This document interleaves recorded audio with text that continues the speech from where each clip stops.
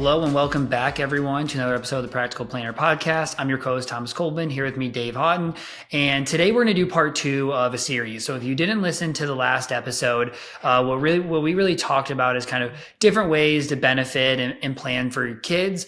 And so this was 529s, taxable accounts, and just different ways to help set them up.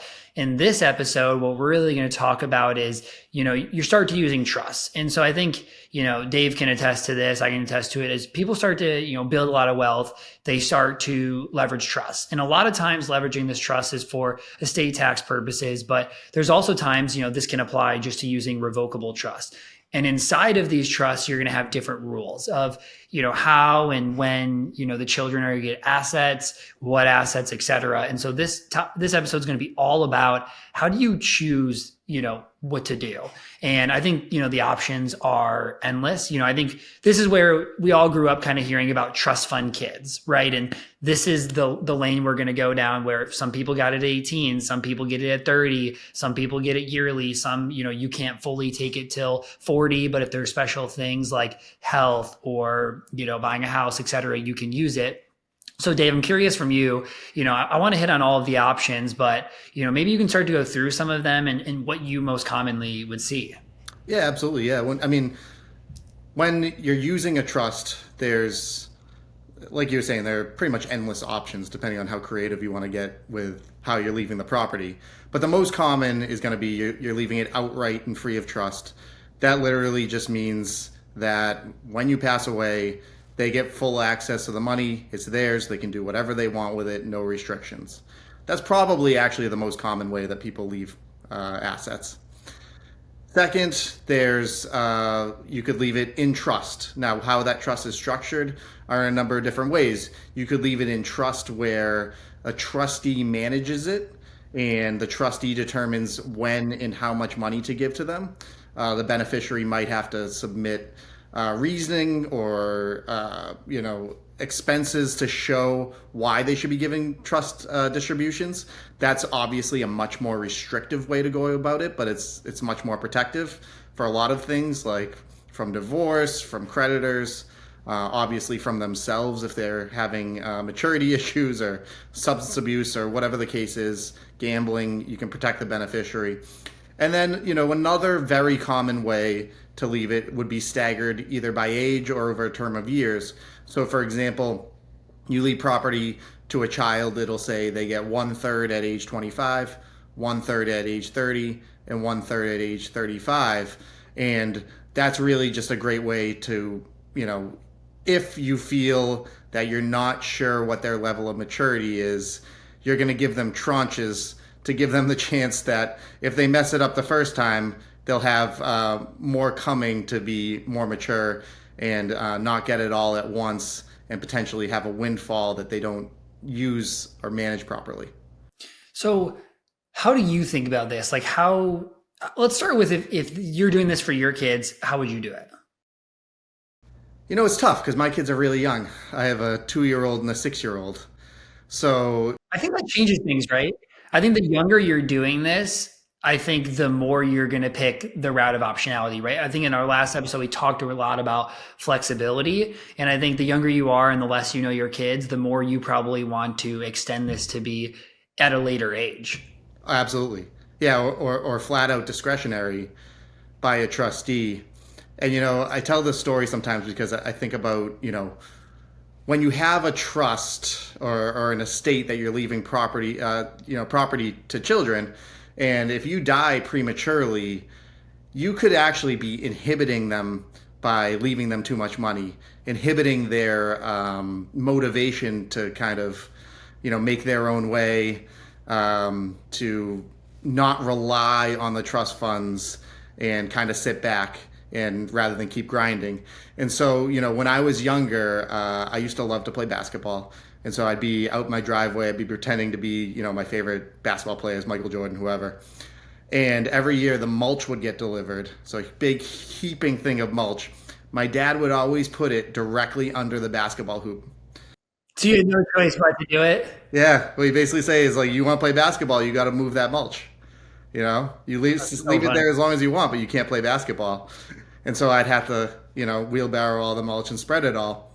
And I think about that sometimes in the terms of estate planning is, do you want to just be able to give them money for them to do whatever they want, or do you want to actually have them earn it? So there's creative ways you can go about it. There are certainly downsides to it, but I've seen trusts where people have put W-2 matching in there, where every year the beneficiary has to present the trustee with their W-2, and the trustee will match that amount. So the more that you make, the more trust distributions you get. So there's a lot of creative ways that you can go about incentivizing beneficiaries, and it doesn't necessarily have to be really formal in the trust language. You could keep it like a discretionary trust and just have a side letter to the trustee telling them what your wishes are, so that they're not legally bound by that standard, but they have an idea of what way to go with it. So yeah, ideally, I wouldn't want to leave my children money that demotivates them from making their own way. Yeah, I definitely wouldn't choose 18 or 21 personally. Like, I think at the earliest in my mind, I would do like 25 with maybe a special provision, like, maybe starting a business or maybe buying a house or something like that. You have the ability to do it. But, I think I think that flexibility route of like, let's see what life looks like. But let's say you did that, right? You started with it, you set it up at 50% at 18 and 50% at 25. And you're like, absolutely, I want to change that. Can you? What does that look like? Yeah, I mean, if you're still alive, you have capacity, it's a revocable trust. You can change it at will. So you could start out more restrictive as you see they're getting older and more mature, or maybe their motivations and their career path is coming into focus. You can change that to give them more free access, or obviously the other way around, to limit the access more. So long as it's in a revocable trust, you should be able to do that. That doesn't mean you're completely out of options. Even if it's an irrevocable trust, it's a little bit more difficult. But while you have lifetime, while you have capacity, these are things that you can decide in the moment, in just making sure that you're reviewing it periodically every few years, just to see how it's being left. Is that appropriate for that particular child, or do you want to either put more restraint or open it up a little bit? Yeah, and I think as a financial advisor, like, stories are really helpful, and even just talking through like, hey, we've seen this negative side happen, because I think, how I see with people with their own business or equity comp or the kids, whatever, like we all think the perfect end is coming, right? Like our kids are going to be great. They're going to make the right decisions. They're going to do the right things.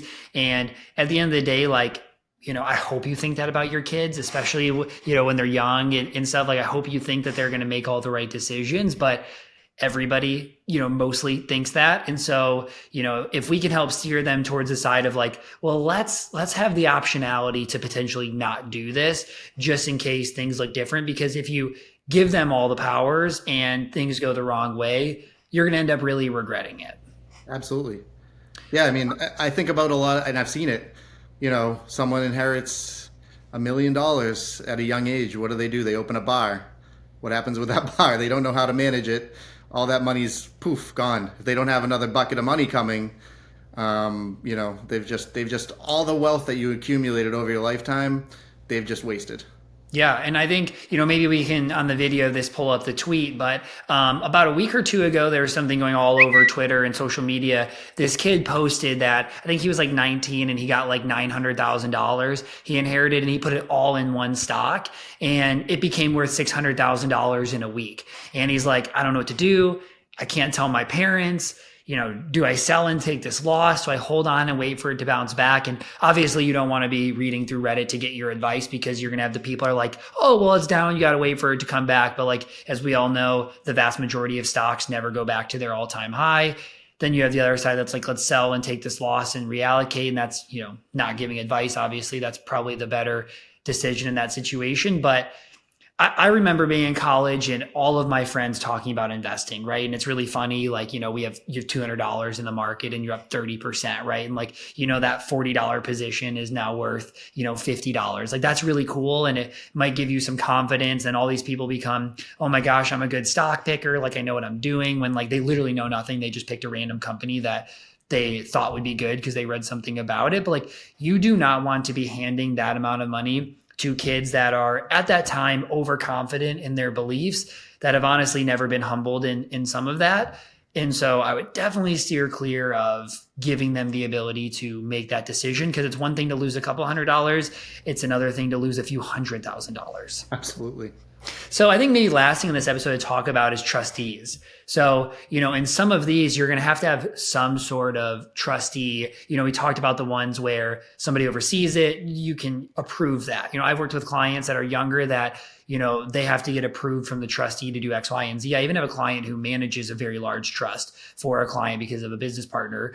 How do you pick the right person? And then maybe after that, what if you don't have the right person? Because there's people who don't really have other family, and there's professional trustees, et cetera. Yeah, I mean, it's not always the easiest decision because you are managing a few different competing concepts there when you're naming a trustee, especially if you're dealing with family members, right? So, number one, you could have the child be their own trustee or their own co-trustee with someone, just to let them have some control. But the idea is that the more control you give to the beneficiary, the less protection the trust is going to offer. So if I name my child as trustee and beneficiary over their trust, it's essentially smoke and mirrors. It does offer some protections, like sometimes for divorce, but that's not going to be the best way to go about things if you're looking to exercise some control. So then you're going to look at other family members. Do you want a sibling managing the trust for their sibling? How awkward could that get? Is that uncomfortable? Is that the best way to avoid conflict? Probably not. So it's all going to depend on family dynamics. Then you're going to want to look at, the financial sophistication of that person, obviously. Do they know what they're doing? Are they going to make the appropriate decisions, pick the right, financial advisor to invest this money? Are they going to know what the right expenditures are, making sure that the taxes are reported appropriately and everything? So someone, you don't have to necessarily be an estate planning attorney, a financial advisor, or a CPA to be able to be a trustee, but you have to have some financial acumen, I think. And, if you come to a point where I can't think of anyone in my family that could do that, or if I do think of someone in my family, I think it's going to cause a lot of stress and awkwardness. That's when you look towards professionals.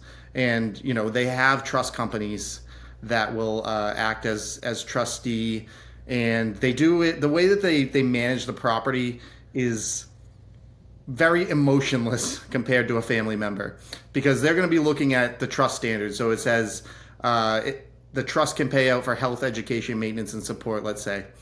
If someone said that they needed a distribution, that trust company is going to have a manual that is going to tell them what kind of expenses fit into each category, so they're not having an emotional decision when they're exercising discretion. And the other thing I wanted to mention, from the advisor perspective, when it comes to those trust companies, a lot of these trust companies are in the business of investment management. So they want the assets to invest them. There are, however, a lot of trust companies that will act only in the role of administrative trustee, and they will permit the financial advisor to continue to invest the money on behalf of the family. So that's really a good thing to look into, is not just look at who is going to be the trustee, but also what are their motivations? Are they going to let my financial advisor continue to manage the money and just serve as that trustee role, really, when it comes to distributions? Yeah, and it's something that can get pretty expensive too, right? Like even on the administrative side, like there are some that will do flat fees. They'll like potentially do hourly, but a lot of times they charge a percent of the estate value. And especially if anybody's truly managing the investments, they're definitely charging 1% to 2% in most times of the estate value. So the expense is there, but if we go back to the last person, right? If a trustee was managing the $900,000 for a young child, like that kid probably was set up to never have to invest for retirement, right? If you have at 19 years old, $900,000, you don't have to take a lot of risk, right? You have 30, 40 years to let that grow and compound. They don't look at it through that lens, but there's a cost. But again, like if it helps get to a better outcome, like that cost is probably worthwhile. Yeah, absolutely. I think, a lot of times when it comes down to these decisions, when it's in estate planning, you're thinking of cost efficiency, tax efficiency versus control, and you can't always get the best of all worlds. Sometimes you got to decide, which way am I going to go with it? Because if I give it to this kid outright and I don't pay what I probably should for the professional services, they're going to go through it a lot quicker and waste it a lot more than that cost I would have paid to manage it. Yeah, true. Okay. Anything else you think that we need to talk about on this topic? I don't think so. I just think it's just such a critical decision point when people make their will or make their trust, that they're thinking about these things and they're not just saying, okay, I've got a pot of money, I know the percentages I want it to get split.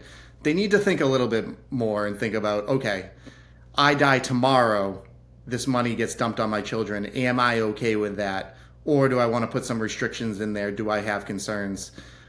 Just to make sure that they're setting their children up for success, really, not necessarily, worrying about the money. It's one big thing is not demotivating the children or making a problem worse, right? If someone has a substance abuse issue or a gambling problem, you're making their problem actually worse by giving them a lot of money.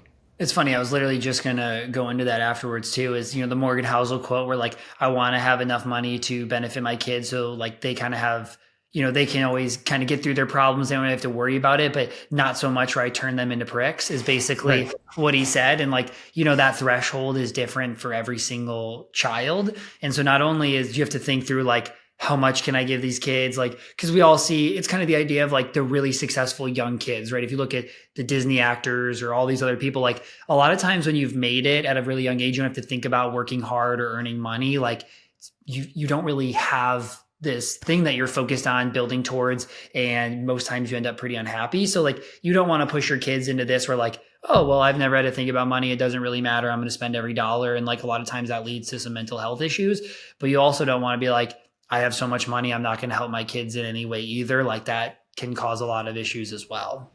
Absolutely. So, all right, everybody. So this was, part 2 of, helping your children. I think this is a really important part too. One is figuring out accounts and things you want to cover. The other part is like, how do we set this up at the right ages where we limit issues? But thank you guys again for listening. If you guys have any topics or questions that you want us to answer or talk about, feel free to submit an email, but please rate and subscribe and we'll see you back in a couple weeks.